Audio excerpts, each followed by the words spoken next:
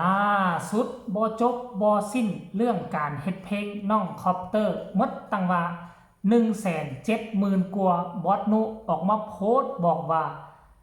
คุณภาพ170,000ยังบ่ทอเพลงที่ตู่เฮ็ดให้อาอายราคาถูกกว่าแต่มาตรฐานสูงกว่าว่าซั่นเด้ทักทายสบายดี FC แฟนคลับทุกทานมาพบมาพ่อกันคลิปนี้บ่คิดบ่ฝันว่าเรื่องราวเหล่านั้นมันจะกลายเป็นประเด็นดราม่าแบบนี้เนาะในเมื่ออยู่บ่อยู่มูลราคาการทำเพลงให้น้องคอปเตอร์เพลงเดียวหมดตั้งว่า170,000 กว่าบาททั้งผู้รักผู้ใหญ่ภายในวงโดยเฉพาะคือ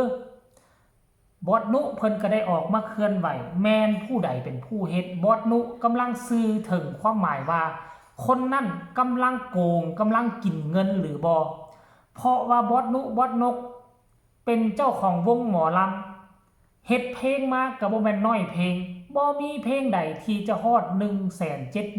170,000 กว่าบาทแล้วก็เพียงแต่ออกมาโพสต์เคลื่อนไหวแบบนี้แต่ว่าโดน FC แฟนคลับของน้องคอปเตอร์เข้ามาถล่มทลาย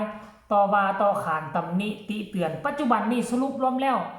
FC ของน้องคอปเตอร์พยายามเกาะพิษกับหัวหน้าวงเกาะพิษกับเจ้าของวงเบิ่งแม่กูละงึดบ่ของเจ้างึดบ่โตไปคอส้นวงเขาทำมาหากินดันไปพิษกับหัวหน้าวงบ่เกินเดือนกันบ่เปลี่ยนแปลงตนเองบ่มีวงอยู่อีกแล้วท่านผู้ชมเนาะบอสนุเพิ่นก็เพียงแต่โพสต์แบบนั้นซื่อๆแต่เป็นหยังต้องไปถล่มดราม่าท่านผู้ชมเอ้ยอีหยังก็เกิดขึ้นได้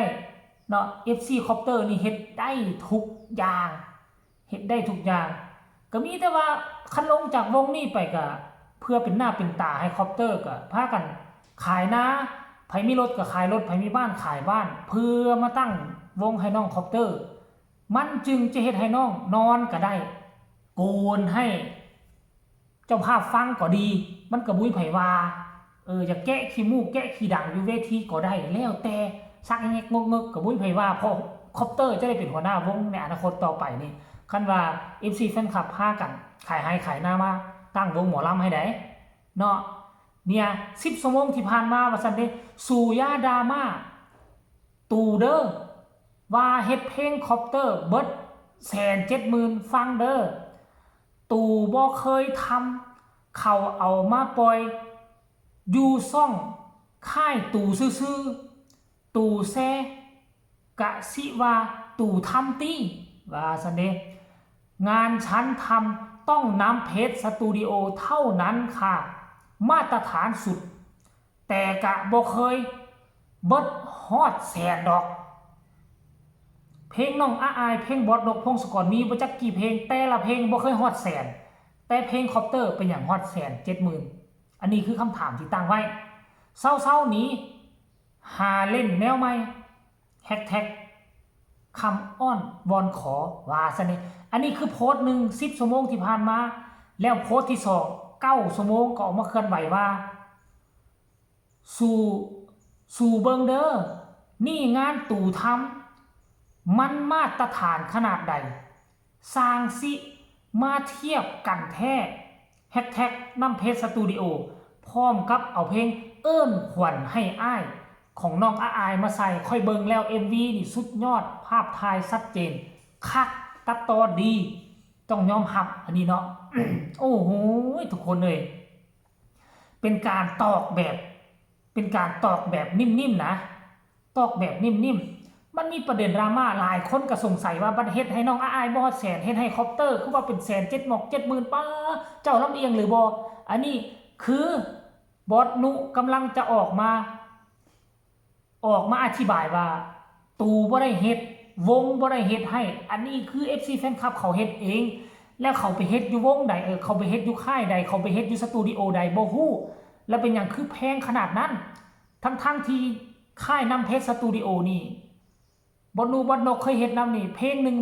บ่เคยฮอดแสนซ้ำบ่เคยฮอดแสนได้ครบจบแต่ว่าเป็นอย่างคุณภาพกระต่ำกว่าของเพลงที่ให้น้องอายแต่ว่า ราคาคือแพงกว่าอันนี้คือบอสกำลังอยากซื้อส่งสัญญาณไปนั่นละท่านผู้ชมเดี๋ยวไปฟังเด้อและอยู่ใต้คอมเมนต์ทั้งบอสนุเพิ่นก็ออกมาคอมเมนต์เคลื่อนไหวอีกเทื่อนึงว่าสาวทายให้ฉันหลับตาทายแน่เด้อภาพจังสิซ้ำเขาน้ำเพชรสตูดิโอโอ้ยงานนี่บอสนุตอกย้ำ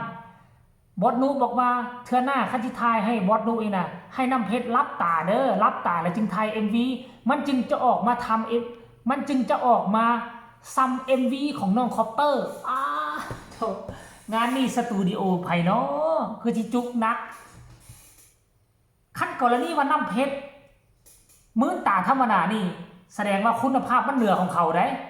บอสนุก็เลยบอกว่าเทื่อหน้าทายให้ฉันรับตาทายก็ได้เด้อมันคุณภาพจึงจะออกมาเทียบเท่ากับ MV ของคอปเตอร์เอาและเอาไปเอามาตอนนี้หัวหน้าวงกับ FC ของศิลปินพิดกันไหนกันพิดไปพิดมากอะมันอยู่น้ำกันบ่ได้แล้วบัดเนี่ยพิดกับไผ่ก่อพิษยาสุพิษกับหัวหน้าวงยาสุพิษกับลูกสาวของวงกันแล้วกันอันนี้พวกเจ้ากำลังพิษกับเจ้าของเฮือนได้กันสิเว้าคือเจ้ามาอาศัยเฮือนเขาอยู่แล้วก็มาพิษมาทะเลาะกับเจ้าของเฮือนเขาค่อยถามแน่คันค่อยเป็นเจ้าของเฮือนค่อยสิเอาพวกเจ้าอยู่บ่ฮะคันมันค่อยนี่เอาออกที่มือแรกหมดแล้วที่เกิดมาทะเลาะกับอันน่ะเจ้าของวงนะเอามันอยู่เนาะเอามันอยู่ให้หยังเฮือนก็เฮือนตูนะยังมาก่อพิษตูเขาเอิ้นว่ากินอยู่เฮือนขี้บนหลังคาเนี่ยเขาว่านะภาษาคำสุภาษิตเขาเว้านะท่านผู้ชมเอามาอ่านคอมเมนต์ต่อมาเอาเพลงฟรีนำอย่างนี้ตั้นเด้อครับว่าซั่นนำตั้มเด้อครับว่าซั่นคนนี้บอกว่ามาเอาเพลงอีกแน่ครับว่าซั่นเด้รอฟังเด้อว่าซั่นรอปั่นวิวให้มาดามอายเพลงใหม่อยู่จ้าเห็นว่าวันนี้ไปใส่เพลงใหม่ว่าซั่นเด้น้ำเพชรสตูดิโอเท่านั้นค่ะของค่ายเพลงเป็นหนึ่งจ่ายไม่เคยถึงแสนซักเพลงมาตรฐานงานสวยสุดๆโอ้โหท่านผู้ชมหลายคอมเมนต์เลย